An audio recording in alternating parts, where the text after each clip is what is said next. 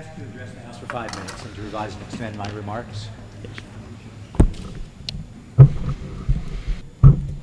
Mr. Speaker, this week I reintroduced the Anthrax Attacks Investigation Act, H.R. 1248. Since the attacks occurred, I have pressed for a full investigation into this insidious biowarfare attack on our country. My bill's purpose is simple: to examine and to report on how the attacks occurred and how we can prevent similar episodes in the future. Numerous experts and advisory committees say that biological attacks or emerging epidemics are our greatest public risks. As you may know, the anthrax attacks in 2001 originated from a postal box, evidently, in the 12th Congressional District in New Jersey. They disrupted the lives of people throughout the region and the country. For months, Americans lived in fear of a future attack and the possibility of receiving cross-contaminated mail. Mail service was delayed, and people wondered whether there was a murderer at large in their midst.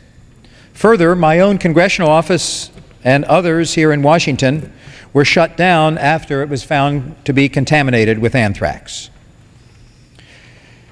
These attacks raised the fear of terrorism to a fever pitch.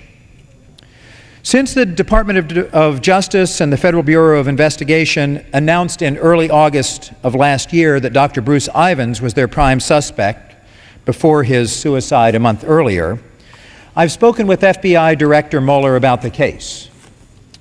He readily has admitted that the case against Dr. Ivins is and was circumstantial, and that the FBI has no direct physical evidence tying him to the attack. No anthrax spores were found in his car, his home, and the FBI has no evidence that Ivins actually mailed the letters in New Jersey.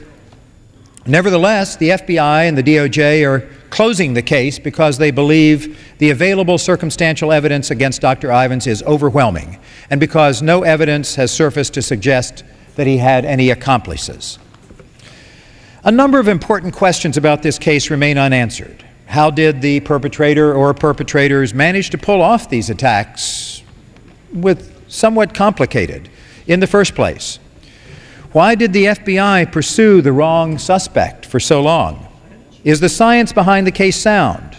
Should the case be closed? Have we learned the right lessons and implemented the right changes in our defenses to make another such attack less likely? Why are investigators so certain that Ivins acted alone? Indeed, last month in Baltimore, at the conference of the American Society of Microbiology, FBI scientist Jason Bannon told the press something I had not previously heard from the FBI officials, something that only raises more questions about the FBI investigation. Dr. Bannon noted during the investigation the FBI collected at least 60 water samples from communities where government laboratories work with anthrax. The purpose of collecting the samples was to see if there was any unique chemical signature in one of the water samples that would match with the water that was used to grow the anthrax spores that were mailed. According to the New York Times, Bannon said, quote, "The water research ultimately was inconclusive about where the anthrax was grown," end quote. Despite this, the FBI remains adamant that the anthrax could only have come from that site in Maryland that Dr. Ivins used, even though the Bureau has never been able to replicate the chemical signature of the material in the attacks. This is just one question. As has so often been the case, each new revelation from the FBI seems only to raise more questions about the conduct and conclusions of the investigation, underscoring why an independent review of the investigation is needed badly.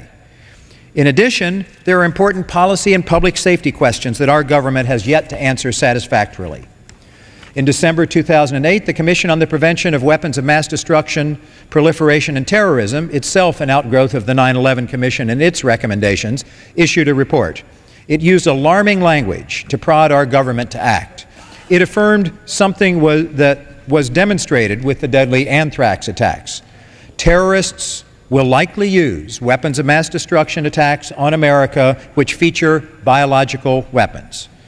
However, Examining the 2001 anthrax attacks was not an explicit mandate of that commission.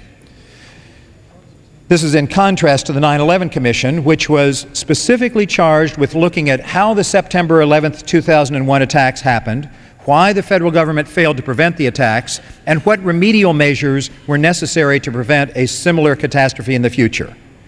The question is, have we implemented the lessons learned from those attacks in the fall of 2001? The commission that I am proposing here is similar to this 9/11 Commission that should look at the incident, why it was not prevented, and what we can do to prevent such things in the future. Just as the 9/11 Commission looked not only at the attacks of that morning, but also at recommended changes in the structure of government agencies, screening methods, and government oversight, so should an Anthrax Commission look not only at the specific crime, but also at measures for prevention, detention, investigation of future bioterrorism. I yield back the balance of my time. The gentleman's time has expired. Ms.